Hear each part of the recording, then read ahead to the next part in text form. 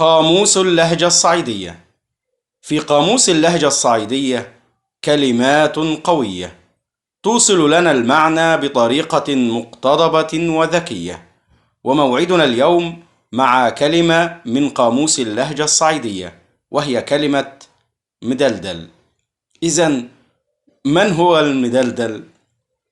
تطلق كلمة مدلدل على ذلك الشخص التافه الإمعة التابع لغيره، وأحيانا ما تطلقها الأم على ابنها الذي يفضل زوجته على أمه، أو أنه دائما ما يسمع كلام زوجته فيقال له اذهب يا مدلدل.